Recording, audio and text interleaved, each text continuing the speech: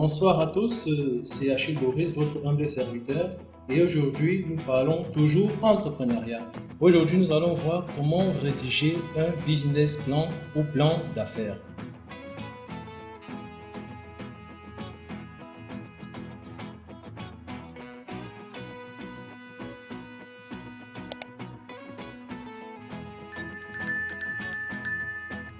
Ce n'est pas un élément indispensable et vous comprendrez pourquoi avec d'autres vidéos. Mais ici, le premier élément, c'est le résumé opérationnel. Dans cette partie-ci, vous devez parler de votre projet de façon contractée. Vous ne devez donner que les éléments essentiels comme par exemple le nom de votre entreprise, la nature de son activité, les valeurs de votre projet, l'historique et votre clientèle cible.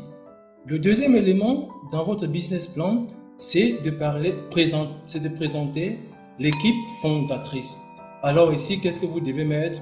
Vous devez parler de leur parcours, de leur formation, de leurs compétences. Et vous devez aussi présenter les différents cofondateurs et leur rôle, bien sûr. Et aussi, vous devez préciser les rôles de vos différents associés à venir. Et le plus important, vous devez présenter dans cette partie le représentant légal de votre structure. Alors, la troisième partie ici, c'est de présenter les valeurs de votre projet. C'est quoi les valeurs de votre projet?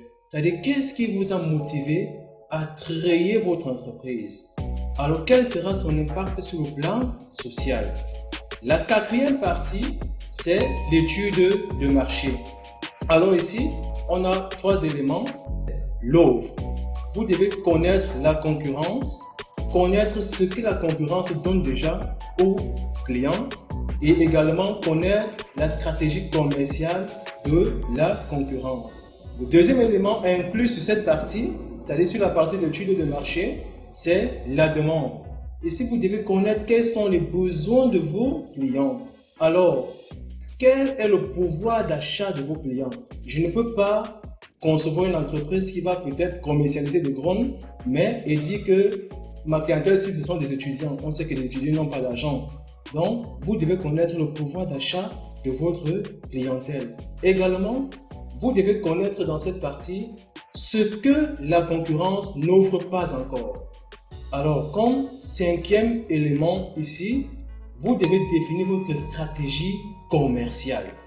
Définir la stratégie commerciale, ça veut dire trouver comment est-ce que votre entreprise va faire pour s'intégrer dans le marché. Et sixième point ici, vous devez définir votre stratégie de communication.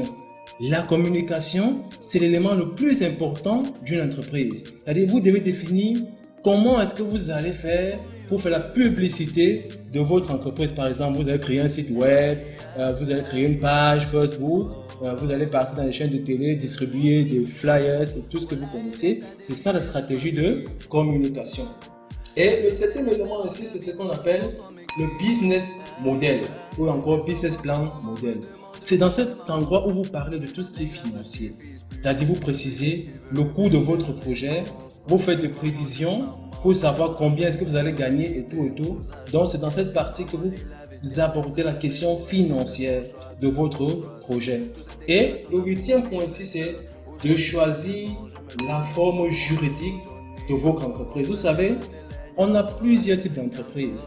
On a des sociétés anonymes qui sont comme des banques par exemple. On a des sociétés anonymes à responsabilité limitée, n'est-ce pas? On a même des associations et tout. Donc lorsque vous choisissez la forme juridique de votre entreprise, cela veut dire vous choisissez les règles qui vont s'appliquer ou encore les règlements qui seront appliqués à votre entreprise. C'est ça, choisir la forme juridique de dire ah non, moi je serai une salle, mon entreprise sera une SA. Donc c'est un peu ça la forme juridique.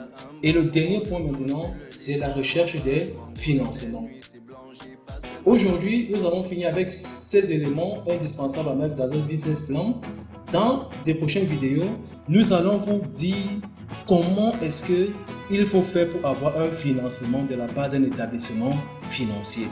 Quels sont les éléments à inclure, autres que ce qu'on venait de citer, qui permettront à ce que votre projet soit considéré comme un bon projet par des bailleurs de fonds. Je vous remercie. Je suis votre humble serviteur Achille Boris. Si vous avez aimé la vidéo, likez et commentez et n'oubliez pas surtout de vous abonner pour ne rater aucune notification. Merci.